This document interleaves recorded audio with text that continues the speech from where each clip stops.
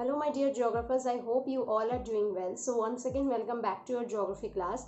In this class we are going to discuss completely a new topic of class 11 ISC, that is sea floor spreading. So in the last video we have discussed about the CDT or continental drift theory. So if you will check that link you will get the idea about continental drift theory. Now here you can see that at the left hand side all the characteristics that are present or all the evidences are discussed, it is associated with CDT or continental drift theory. And in the right hand side it's a post drift studies by the modern scientists as well as the geographers. So there are various points discussed beyond the Wegener suggested in this post drift studies. Basically, the continental drift theory talks about the matching of continents, that means the jigsaw fit. So when we will see that the South America and the Africa, and if they will bring together, we can see that they can easily fit to each other. That means once upon a time these two continents were together and after some incidents they got separated from each other. So first point is I told you, and the second point here it is mentioned the rocks of same age across the oceans. Now the rocks of the different continents are of same age, that was argued by Alfred Wegener. So this concept made Wegener believe that once upon a time the land masses were one together and after that they have slowly drifted away. The third concept that was defined by Alfred Wegener was tillite formation. Now what is that? The Gondwana land mass, it was consisted of 6 different land masses. They were India, South America, Australia, Antarctica, Falkland Islands and Africa.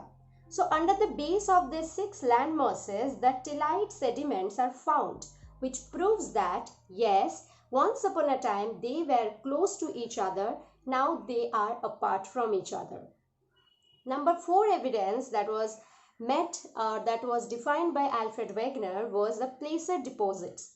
So what is the meaning of placer deposits? Basically the deposition of valuable materials like the golds, diamonds, etc. So if we will look at the Ghana coast of Africa and the coast of Brazil of South America, we can find that in both the places the placer deposits are same. This point again make Wegener that once upon a time they joined together. And the last point or last evidence of continental drift theory was the distribution of fossils. So some identical species of plants and animals were found on the land masses, which made Wegener strongly believe that they were together. With time they started splitting. Now at the right hand side you can see some new concepts has been shown. Well, after Second World War, many discoveries were made which added new information regarding this theory, which is quite amazing. Then the modern scientists, they have started arguing that the Wegener only focused on the facts that are related to the continental masses, which is quite true. Then the scientists of modern days, they have started the comprehensive studies by mapping the ocean floors. And that led to the convectional current theory, where Arthur Holmes, he stated that the magma that is present in the interior part of the earth or mantle, it helps to expand the ocean floors. From here the spreading of sea floor, this concept has come up. Though the oceanic crust is much more thin than the continental crust, so the magma can easily come out from the ocean belt.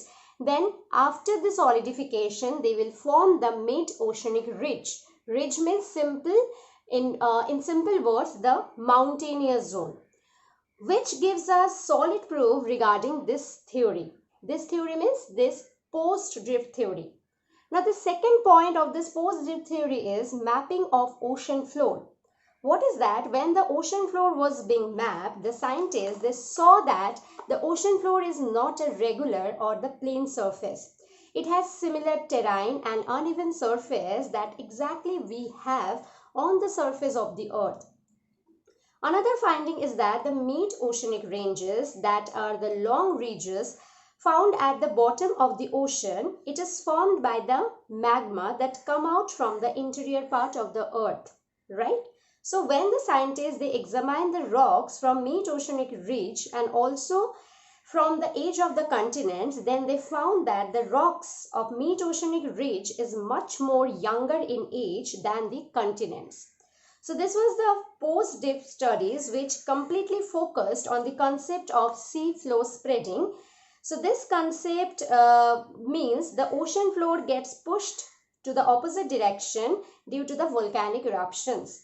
And this was presented by Harry Hess in the year of 1961. Now, regarding this topic, I want to mention that as a result of seafloor spreading, the Atlantic Ocean is getting wide or wider by several centimeters a year, and then the Pacific Ocean is getting smaller and the Red Sea is a part of crack in the crust. So obviously because there is a specific amount of land present, right? So when one land will expand, then obviously there will be a contraction in the another land. Why I'm talking about the lands, because here we are talking about the floors. Ocean floors means also it's a particular land. Okay, so this is all about the sea floor spreading. So due to the magma, by the pushing of the magma, the sea floors can be pushed to the opposite direction, and in this way the bottommost part of the ocean can be spreaded. So this is all about the seafloor spreading theory. I hope this concept is more or less clear, and we have also discussed the basic differences between the continental drift theory and the post-drift theory. So again in next class I will come up with a new concept of geography. Till then, thank you and take care.